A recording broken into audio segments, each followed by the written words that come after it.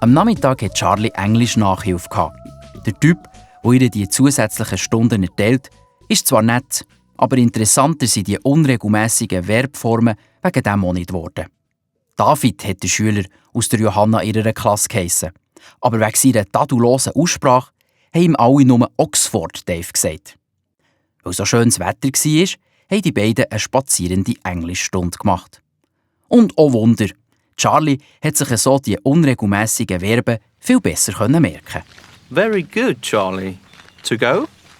Go, went, gone. To put? Put, Well, Charlie, the past participle, please. Charlie, it's so simple. Put.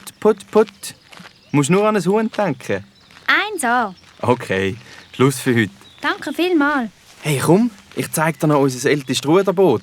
Es wird gerade restauriert und darum ist es besonders spannend, weil man sieht, wie es gebaut worden ist. Das Ruderboot hat Charlie zwar nicht wahnsinnig spannend gefunden. Als sie aber ins Bootshaus hineingehen, sieht sie es. An einem Nagel, links neben der Tür, hängen 4 Jacken. Auch die rote, die der Joe hatte.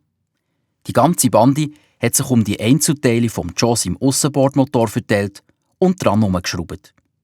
Sie waren so beschäftigt, dass sie Charlie gar nicht bemerkt haben. Schnell dreht sie sich um, findet, was sie sucht. Der Markenname Felsmann sticht ihr ins Auge. Und über der linken vorderen Tasche ist ein Flick aufgenäht.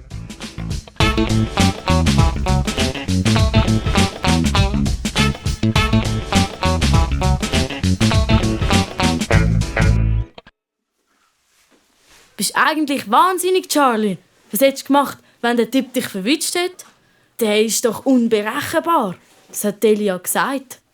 Der Joe hat sogar bei der Mofa AG rausgeschmissen, weil der sich nicht unterordnen wollte. Immerhin habe ich die rote Jacke gefunden und ihren Besitzer. Und die Jacke hat sogar einen Flick gehabt. Aber die detektivische Meisterleistung checkst du, Johanna, wieder einmal nicht. Weisst, mit deinem Verhalten hast du auch meinen David in Gefahr gebracht.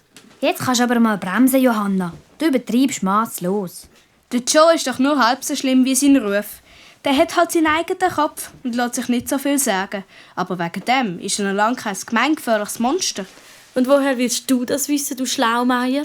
Einer aus dem Joe seiner Bande ist Techniker in der Theater AG, der Michael.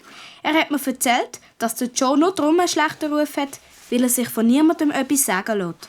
Und in der Mofa AG hat er eben nur Sachen machen, die ihn interessiert haben und nicht, was der Herr Repnik von ihm wollte. Das passt doch alles zusammen. Die Jacke vom Joe war am Tatort. Die Bande ist schlau genug, dass sie einen Motor auseinanderbauen kann. Einer von denen ist in der Theater AG und hat sicher auch einen Werbezettel dabei gehabt. Und den hat er dann in der Ölpfütze vom Kabinenroller verloren.